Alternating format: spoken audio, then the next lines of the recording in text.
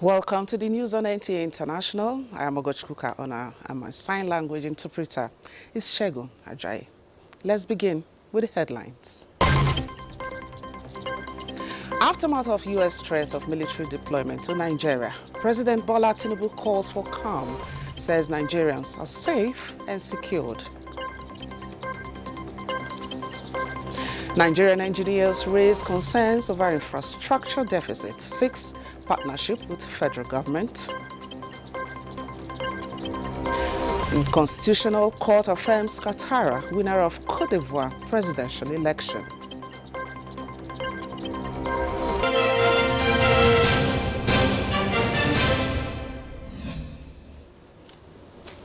President Bola Tinubu has called for calm among Nigerians, assuring them that his government is taking concrete steps towards ensuring better security of lives and properties of all citizens and residents in the country. The president conveyed this message through the Minister of Information and National Orientation, Mohammed Idris, and the Presidential Advisor on Information and Strategy, Bayo Onanuga, who met him in the State House. During the meeting, the Information Minister disclosed that the issue of the U.S. government's threat of military action in Nigeria came up. The minister assured Nigerians that the government is already ahead with steps to record greater results in the fight against insecurity.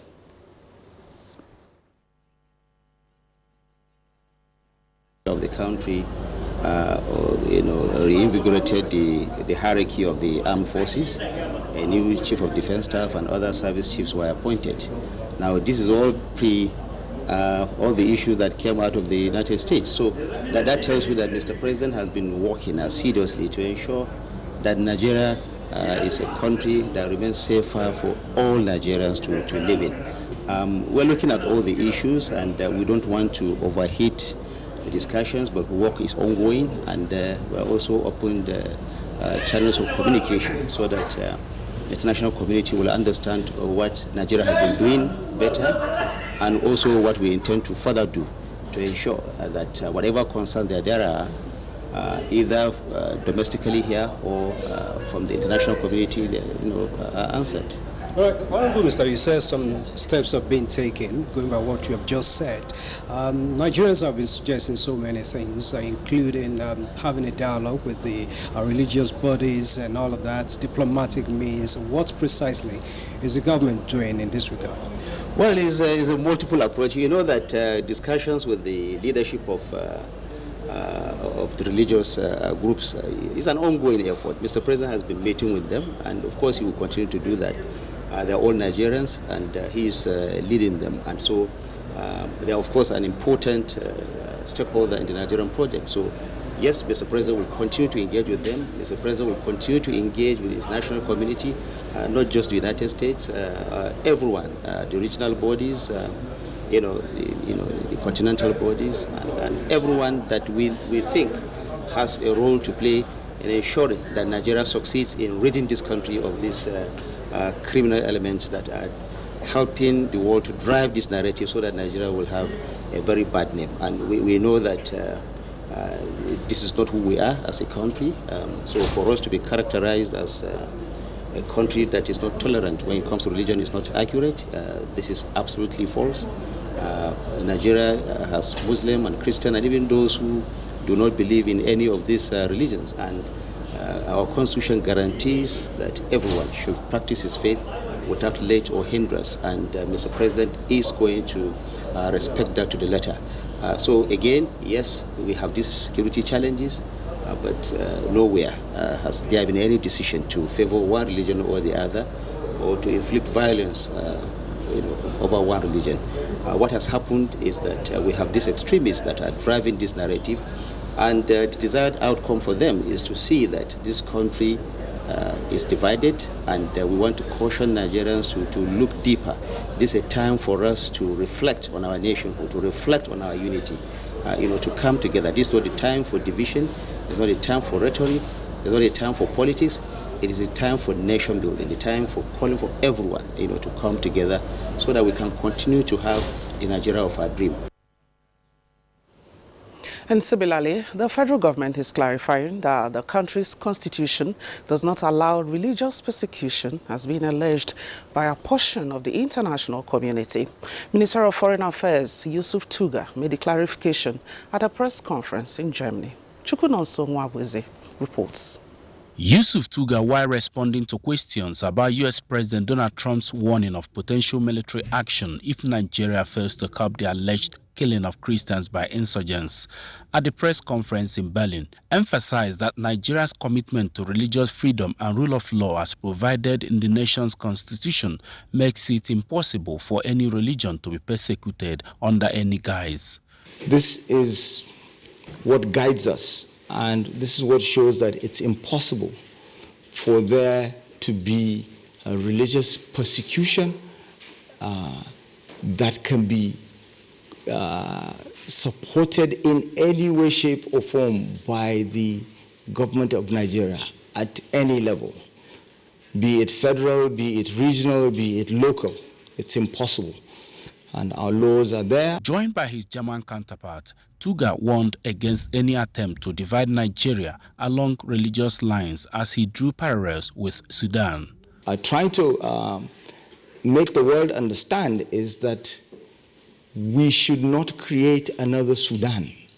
Nigeria has a population of 230 billion souls. It's the largest democracy on the African continent. It's the largest country on the continent. We've seen what has happened with Sudan, with agitations for the partitioning of Sudan based on religion, based on tribal sentiments. The minister's submission is in line with the federal government's position that no particular faith has been isolated for targeted attacks more than other faiths in the country. Chukwunonso Nwabweze, NTN News. And also the Executive Secretary of the Nigerian Christian Pilgrim Commission, Bishop Stephen Adegbite, says that Christian leaders are working closely with their Muslim counterparts under the Nigeria Inter-Religious Council in fostering peace and mutual understanding among Nigerians. Bishop Adegbite, while reacting to the recent remark by the U.S. President Donald Trump that Christian persecution is taking place in Nigeria and that the United States may take military action. He notes that both faiths have been victims of the insurgents in the past years. Nigeria is a complex multi-ethnic democracy with more than 220 million citizens and over 250 ethnic nationalities. It is home to Africa's largest Christian and Muslim population living side by side. Any reckless military action or misinformed intervention from abroad could destabilize the entire West Africa sub-region, triggering refugee crisis, economic collapse, and extremist resurgence. Nigeria's sheer population size and its ingenuity of its people means that instability here will ripple far beyond our borders, undermining peace, trade, and democracy across Africa. What we need is a strategic cooperation, not coercion. All right, China condemns the United States President Donald Trump's designation of Nigeria as a country of particular concern for alleged threats to Christian communities, rejecting Washington's threats of sanctions and military action as interference in Nigeria's internal affairs. At a regular press briefing, Foreign Ministry spokesperson Mao Ning reaffirmed Beijing's support for Nigeria, describing the country as a comprehensive strategic partner. We firmly support the Nigerian government in leading its people along a development path suited to its national conditions. We oppose any country interfering in others' internal affairs under the pretext of religion or human rights, and we oppose reckless threats of sanctions or the use of force, Mao says. And now the Committee of Experts of the African Union Peace and Security is meeting in Abuja to discuss threats to the continent's security. Defense correspondent Ismail Musa reports that the meeting at the National Counter-Terrorism Center in the Office of the National Security Advisor is preparatory to AU's Peace and Security Council.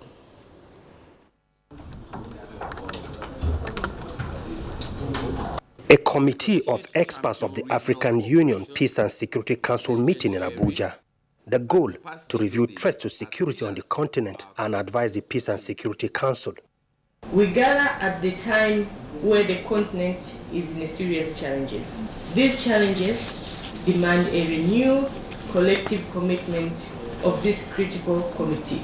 Your role to guide and advise on African-led responses is strategic and need to be coordinated and adapted to local realities.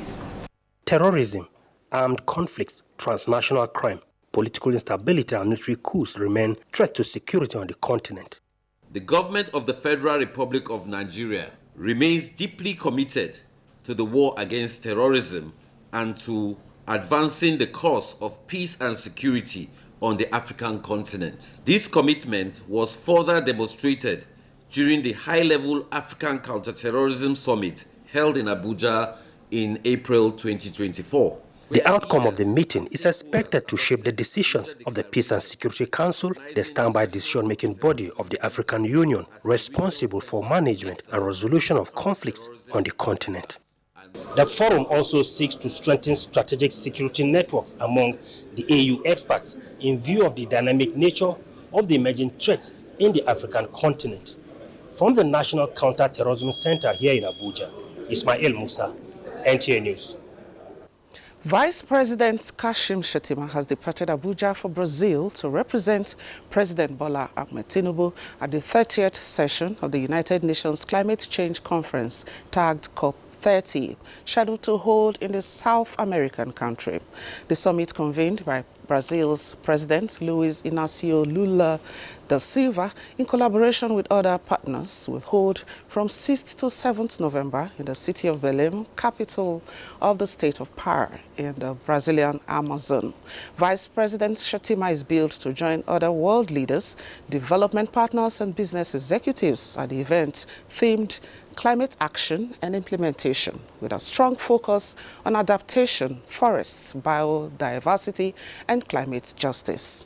On the first day of engagements in Belém, Vice President Shettima will attend the General Plenary of Leaders, where he is expected to present Nigeria's Climate Action Address.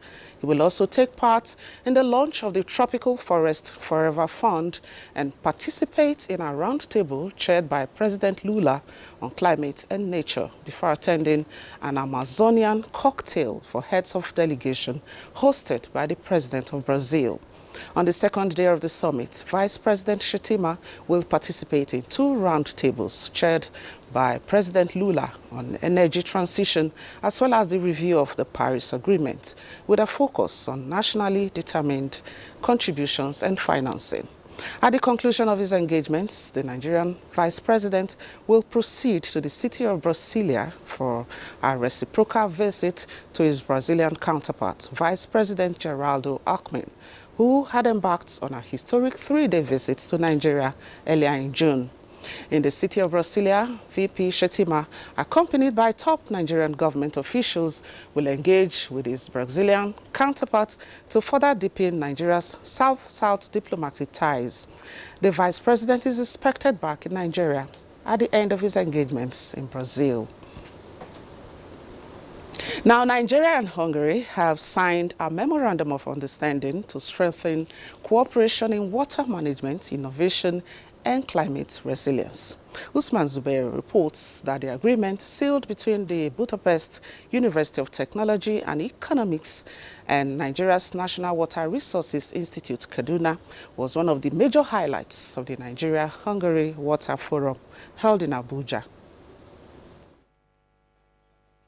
The Budapest University of Technology and Economics and Nigeria's National Water Resources Institute, Kaduna, have taken these vital steps towards enhancing technical capacity and driving innovation in Nigeria's water sector.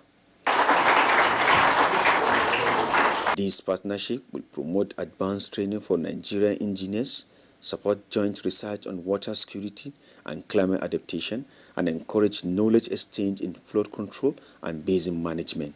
Minister of Water Resources and Sanitation, Professor Joseph Usef, highlighted that the forum presents a unique opportunity to elevate Hungary's visibility within Nigeria's water sector while opening a new pathways for public-private partnership, direct investment, and joint ventures in water treatment, irrigation, and digital water management. He emphasized that Hungary's expertise in water engineering, wastewater treatment, and flood management would help modernize Nigeria's water infrastructure. This will also align with Nigerians' objective to transform the water sector into a catalyst for economic diversification, food security, industrialization, and climate action.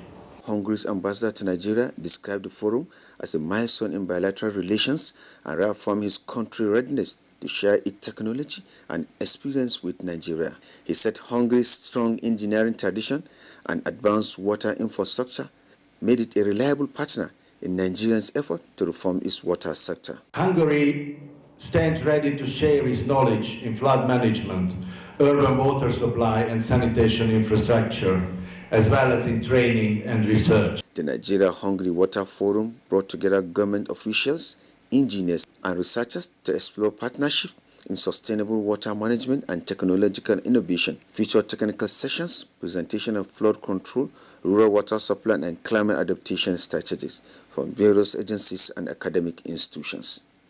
Usman Zubairu, NTA News. You're watching the news on NTA International. It's time to take a break. More reports when we return. Please stay tuned.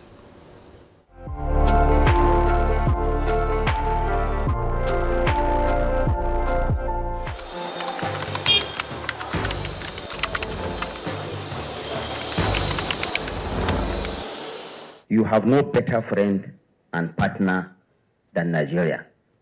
Let this unveiling today be a call to conscience. Let our practitioners hold the line of truth. To the media, please inform with integrity and with a deep sense of patriotism. To our public officers, communicate with transparency.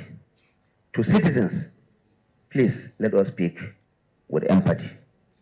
Let us come together to become the voice of responsibility, the voice of the world that heals division, that inspires hope and drives development.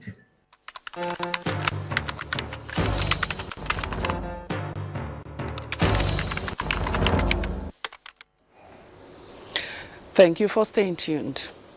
Cote d'Ivoire's Constitutional Council on Tuesday confirmed the re-election of President Alassane Ouattara for a fourth term by 89.77% landslide in a vote his main rivals were barred from. The Constitutional Council's president, Chantal Nanaba Kamara, at a press conference in Abuja, declared that Alassane Ouattara has been elected in the first round as President of the Republic of Cote d'Ivoire. She stated that the court had not received any complaints, adding that examination of the official reports reveals no irregularities that could undermine the integrity of the election or affect the results. Ouattara, 83, won the West African country's October 25th ballots with the opposition's top two candidates, ex-President Laurent Gbagbo and former Credit Suisse banker Tidjane Thiam, both prevented from running by the courts. The opposition has frequently accused the authorities of leaning on the courts to bar Thiam and Gbagbo, the first ever nationality issues, and the second over a criminal conviction. The government insists that the judiciary acted independently.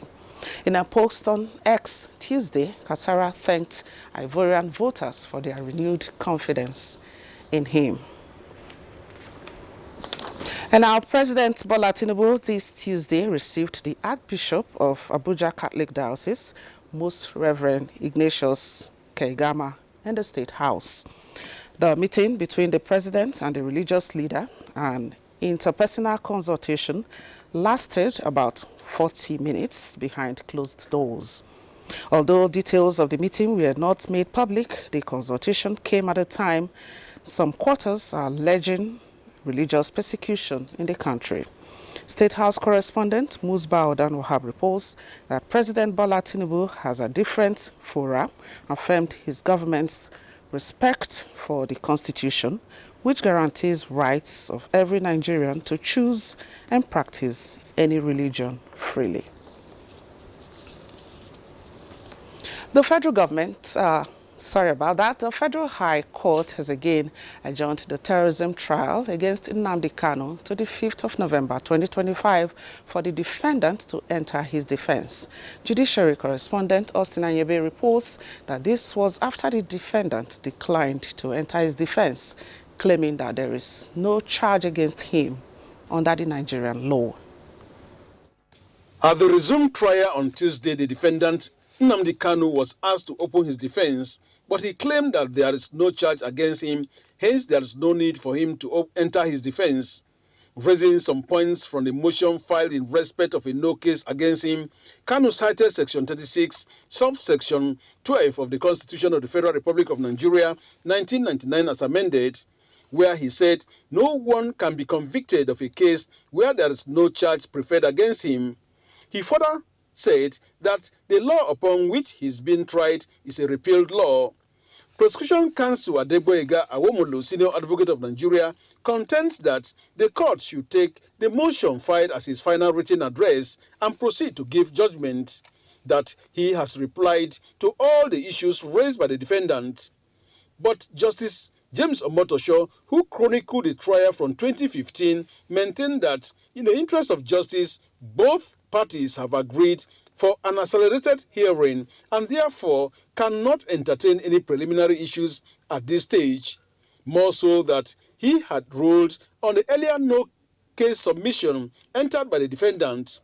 He went further to clarify Section 36, subsection 12 of the Constitution, which the defendant relies upon. He said the provision cited talks about conviction and the case has not gotten to the stage, hence he should consult wisely those who are conversant with criminal prosecutions. He again adjourned the matter till 5th November 2025 for the prosecution to enter his defense. From the Federal High Court, Abuja, Austin Anyebe, NT News.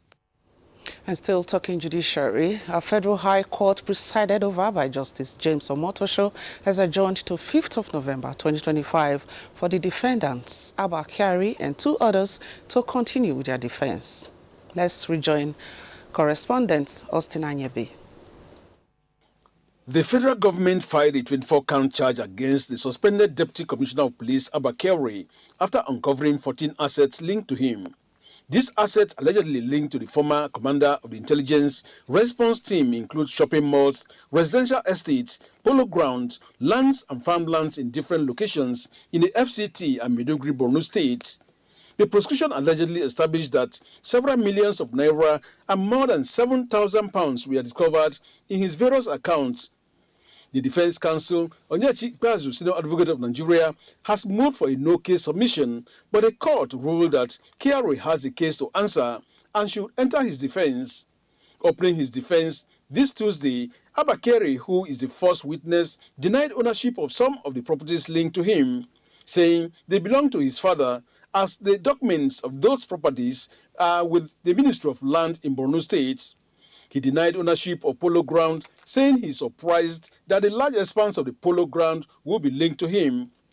Abba Kyari, however, admitted ownership of the farm located along Abuja-Kaduna Road, saying he has been on the farm in the last 1 decade. He equally admitted that he operates accounts with UBA, Access, and GT Bank, and that the more than 7,000 pounds in domiciliary account was earlier declared. He is to continue his defense tomorrow. Austin Anyebe, NT News. Public and private sectors must commit to partnership to address the state of infrastructure deficit in Nigeria with the introduction of cutting-edge technology at all levels. This was part of the resolution of the 47th Annual Conference of the Association of Consulting Engineers. The association believes that a major partnership between government and the various engineering bodies would mitigate the deficit in infrastructure, citing areas such as electricity, artificial intelligence, and other modern technologies. Participants at the conference want a higher commitment to funding by governments at all levels to place Nigeria on the path of development. Challenges. It is about creating actionable strategies and partnerships that will transform our wisdom in reality. By doing so, we will not only close the infrastructure deficit, but also build a stronger, more resilient Nigeria for generations to come. This platform offers a unique opportunity for critical dialogue and strategic engagement on how best to mitigate the perennial challenges confronting our infrastructure and development sectors. Irrespective of prevailing economic constraints, it is imperative that the execution of infrastructure projects by both subnational and federal governments continue unabated. The federal government says it will continue to give priority to projects that would have direct impact on the people. It is envisaged that by 2030, the electricity required to move the AI penetration is going to be around 945 terawatt hour of electricity.